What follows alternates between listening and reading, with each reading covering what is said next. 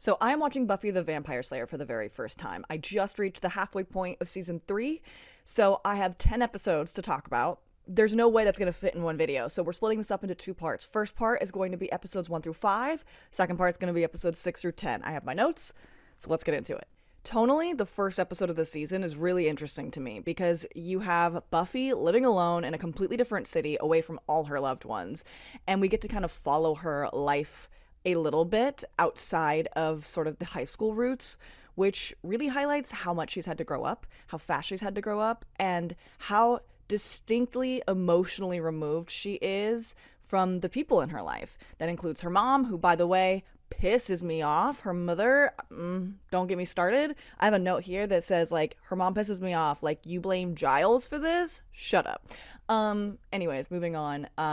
That in contrast with, like, what I'm calling the Slayer Squad, Willow, Xander, and Oz, very cute, by the way, that they continued slaying vampires in her absence. Like, she's dealing with living on her own and this, like, really intense depression and being isolated from her loved ones. Meanwhile, like Cordelia and Xander are geeking out over seeing each other after not seeing each other for a while. Like, there's an adolescence there that she does not get to have. And I thought it was really interesting the way they did that, the whole cult thing, and the fight at the end, incredible. Like, the stakes and the expertise in the fights, in the fight sequences in Buffy have noticeably improved. They've always been good, but there's a little something extra in the sauce this season, because every fight sequence I'm like, damn, that's crazy that they did that. So episode 1, banger. There is a lot to sink your teeth into, pun intended, in episode 2. I was really fascinated by the group dynamics, specifically in relation to Buffy in this episode. There is a lot of what I am calling lack of compassion and too high of expectations being thrown at Buffy. I understand that they are all coming from a very hurt place because her leaving did affect them, but I need everyone to take 5 seconds to, like, put themselves in her shoes for just a moment and exercise some compassion for their friend and for their daughter, because what she went through was really intense. And I understand at this point in time in the story, they don't have the full context. She hasn't told them that, like, when she killed Angel, that he had his soul back. So they don't really understand the full implication of, like, how much that experience damaged her. And still, the lack of compassion towards her in this episode had me going, like, y'all, I need you all to put your shit aside for 5 seconds. Just for 5 seconds. Anyways, I do, like I said in the last section, love this, like, Willow, Oz, Xander, Cordelia, like, Slayer Avengers squad they have going on. It's very, very cute. Something important to mention, nothing to do with the plot. I said in all caps, Giles with sleeves rolled up, really doing it for me. Yeah. Look, as soon as there was a zombie cat and a zombie possessed mask, why the hell was she hanging that in her bedroom facing her bed? That's the first mistake right there. But, it's Buffy the Vampire Slayer, so that's gonna happen, right? I really want to talk about the scene with Willow and Buffy. I thought it was excellent. Like, it brought tears to my eyes when she said, you were my best friend, past tense. I was like, like the tears were, like, coming out of my eyes. This was such a vulnerable and honest scene. You can really feel how hurt Willow is and was, and I thought it was a really interesting, like, dynamic between the two of them, and a very interesting conversation that needed to be had.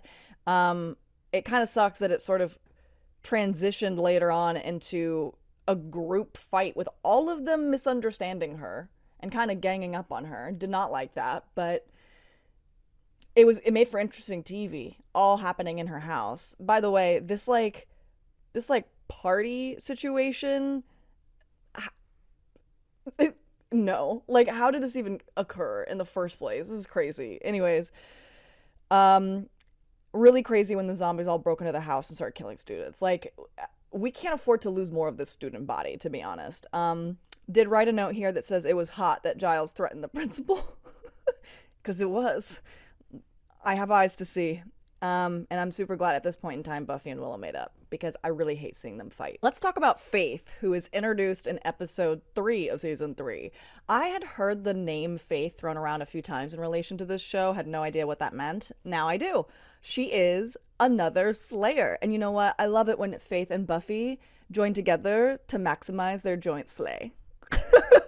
I like them as a team. I don't know what's going to happen past the halfway point of season 3, because that's all I've watched so far. But personally, I like Faith. She's hot, she's sassy, she's a good foil to Buffy.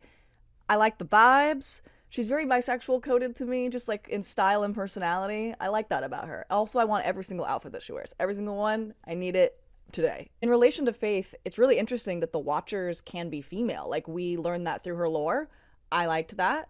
And at the end of this episode, I am super relieved that Buffy finally told Giles about what happened with Angel. I think he needed to know.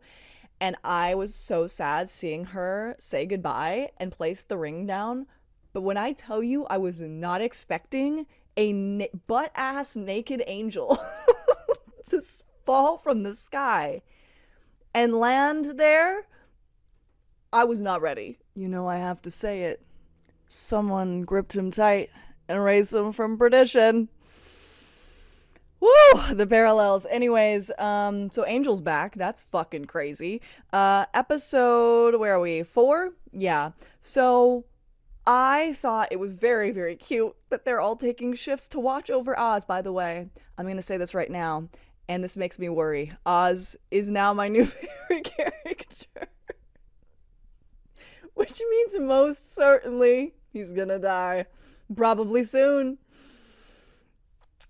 Tears in my eyes thinking about it. Anyways, the whole like Angel coming back, we don't know if he's a monster or not. He like doesn't have his memories. He's like chained up. It's like very confusing, very brooding.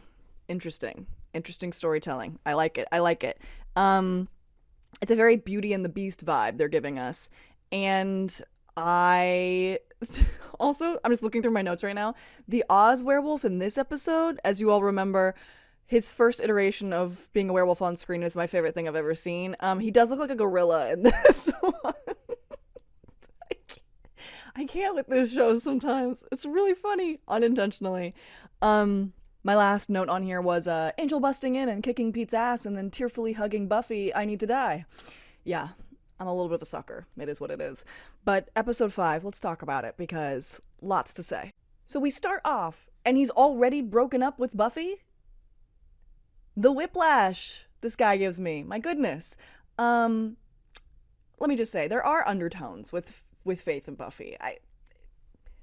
It's just an undertone. I'm not saying it's anything more, but like Faith suggesting that they go to the dance together, her and Buffy, after sweaty fighting with her, like I do have eyes to see, as a matter of fact. The whole like Cordelia versus Buffy for Homecoming Queen thing, like they had to do one of these episodes, I understand. I don't really care all that much. I think the fights between the two of them were stupid, but it also, like, I get it. Like it served a purpose in the story. I do think at the end it's so funny that 2 other girls tied and neither of them even placed. Kind of deserved that. Slayerfest 98 is crazy. And the main thing that I'm looking at this right now, like I have some notes, like love seeing them kick ass in homecoming dresses. Like I loved Cordelia's confidence, talking that like Western vampire way. We love to see it. The reveal that the mayor is in on it with Trick, like not surprised at all. The thing I do want to talk about is what happened between Xander and Willow. I knew it was going to happen eventually, and honestly, the second the 2 of them were alone in that room trying on homecoming outfits and that twinkly ass music was playing, I was like, it's Jover. They're about to make a mistake. And boy howdy did they. I typically like the friends to lovers, well they won't they trope. That's what they are. I feel very conflicted on this right now because I think they're really good with their respective partners. I think Xander's really suited for Cordelia, and I think Willow's really suited with Oz, and I want neither of them to be cheating on their partners. And it pisses me off that they not only did it once, but they continued to do it. We're going to talk about this in the next video because I'm about to run out of time. But on one hand, it's like, oh, that's kind of cute because they're sort of like destined to be together kind of a thing. But at the same time, I also don't want them together and I want their friendship to remain intact. And it feels like this is going to be really messy. And I also don't support cheating. Teenagers make me crazy. Anyways,